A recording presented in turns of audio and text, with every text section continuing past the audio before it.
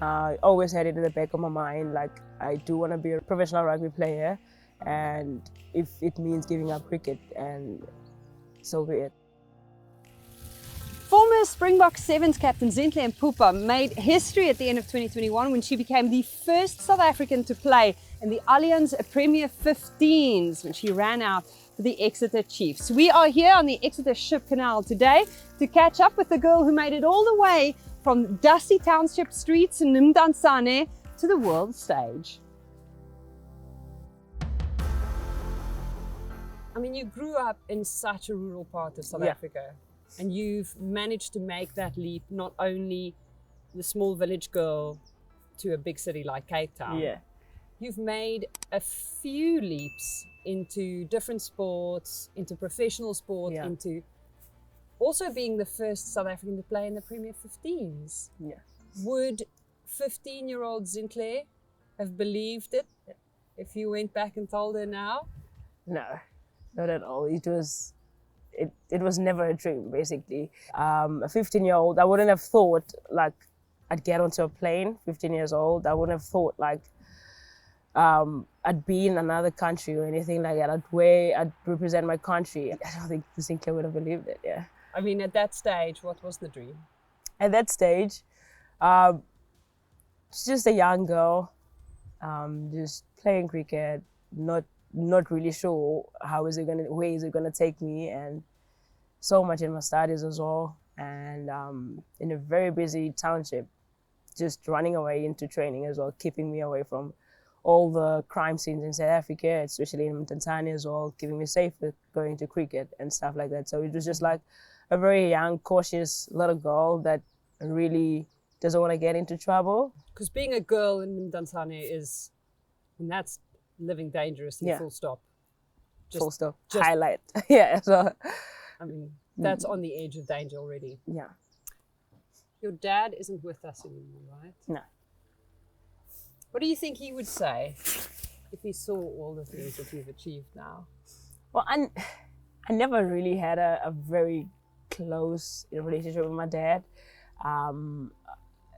Grew up with my mommy, and they would I would meet my father's mom, and she would try and play my father's role, and I only got to know my father when I was like first year already, and he was already sick.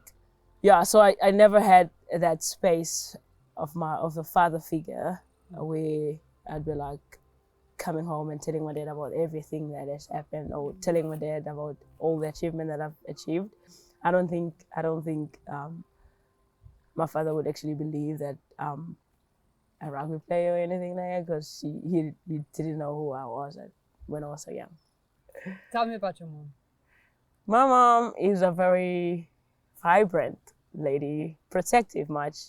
She has never ever been into my rugby games, and I don't think she can make it.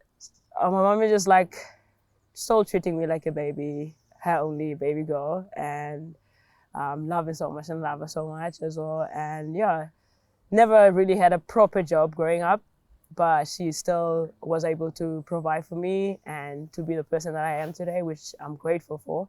Not that I'm saying I need to pay back for what she's done, but I just feel like I owe it to her to just give her the life that she couldn't give me. You always talk about the fact that you grew up playing cricket. Yeah.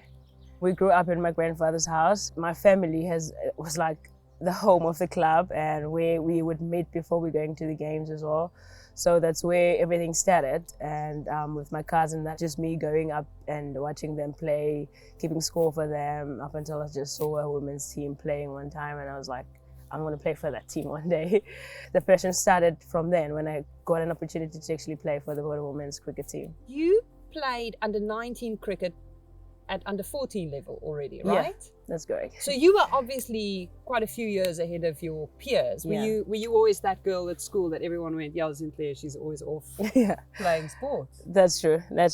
Started in primary school, back in the village. At that age, I just tried whatever was available. I mean, if I met rugby at that age, I would have been, I don't know where now, but I mean, it's part of the journey. I mean, I'm not regretting it. Yeah. And just glad that a girl that was my age at that time can actually have access to rugby. You were what, 18? I was 18. So now you're already quite an established cricketer at 18. Yeah. You've been playing with the adults Yeah. for 5 years or so, and you give rugby a go. What was your first impression of it? I was like, I'll never play rugby in my life. Why would I run into someone standing there and I'm just running into a person like that? I'll never do that ever. I love cricket so much and that's fine. I'm never doing rugby. You're like, no. Not for me. So you start scoring tries, and is that when the bug bites? Yeah, I was like, this is what I want to do more. I just want to score more tries and just learn more of the game as well. And maybe I'll just, if I can do both cricket and rugby, I'll do both. And then at what point were you forced to make the decision and you chose the other one? So when I had to become a professional rugby player and move to Stellenbosch, and yeah, so it was like, I can't play cricket anymore. If I do take the contract, I'll just have to be a full-time rugby player. When I started playing rugby and I saw I could actually make a living out of it, and I was like, okay, this is what I want to do.